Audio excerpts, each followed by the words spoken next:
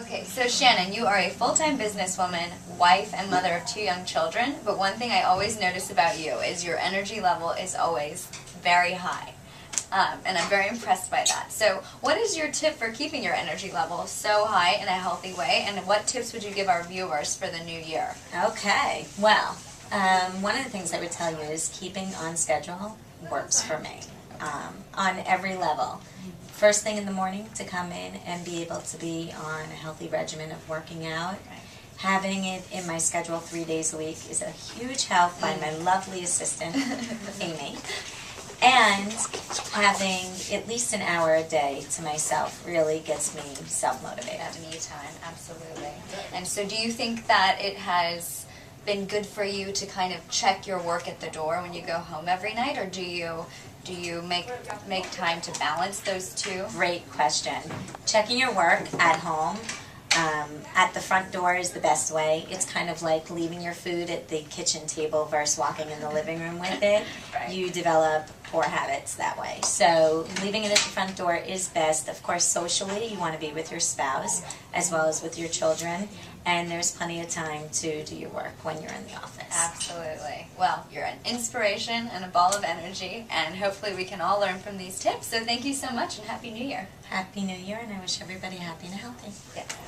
So with the new year comes the desire to sort of become a new you, and obviously hair is a big part of that. Yes. Are there any suggestions that you would give our viewers as to color changes, cut changes, how to go about reinventing themselves? I think New Year is all about fresh new start for the new year. So the more exciting that you can actually bring yourself in to the new year to make yourself look better and feel good. I'm all about change. I love to actually have change, recommend change for other people and changing my life as well. I think it's kind of refreshing. It's sort of about, making yourself feel good, having a new look for the new year. So I'm all about that. And color, hair is a great thing that actually grows back. So the more you change it, it's not a problem. It's always going to grow back anyway. You go back to different things. So it's all about making something new and different, cutting your hair short. It's not about drastic changes. I mean, if you're into the mood of having a drastic change, then you can actually go that way. But even subtle changes make you feel good as well. Whether it be color, changing the color, having subtle pieces through the front just to give it a little boost is always nice. But or you want to go for a whole change and just do a whole overall makeover to yourself. Either one is actually great and refreshing to change your looks. Great. Well, thank you so much. Again, I'm here with celebrity hairstylist Rick Pepino. Thank you so much for these tips. Dasha TV. It's great. We're all about Dasha TV. Exercising on the TV, hair, beauty, fitness. That's what Dasha's all about. Is fitness and health and beauty, right? Exactly. That sums it up. Thank you so much. Thanks. Bye. Okay, Eric, so one of the most common New Year's resolutions is obviously getting in shape, losing weight, but many of us find that after the first 2 weeks of the new year, we're no longer sticking to these goals. So how would you recommend that our viewers make fitness goals that they can stick to and then keep up the work?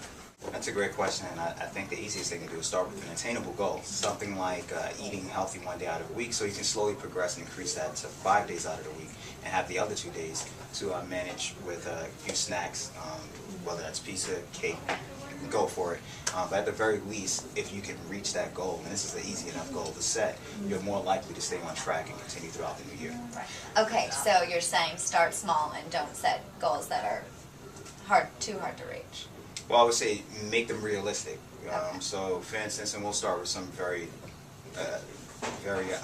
off the wall numbers, such as 300 pounds, and you want to get to 100 pounds. Right. Obviously, we know you want to get to a much smaller weight, but let's start with just getting to 290.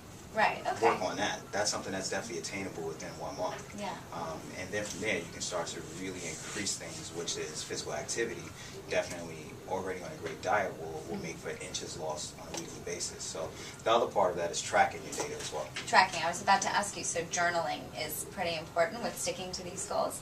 Absolutely. Without the data, you won't know your start, and therefore you won't be able to see your finish. Right. Because either way, you're going to be looking at yourself on a daily basis, and sometimes we don't pick up on those changes because we see ourselves every day, or at least we see what we believe ourselves to be every day. It's only when you compare from 1 month to the next month, or even 1 week to the next week, that you'll be able to see that. See the long-term Right. results. And ultimately, that's your data.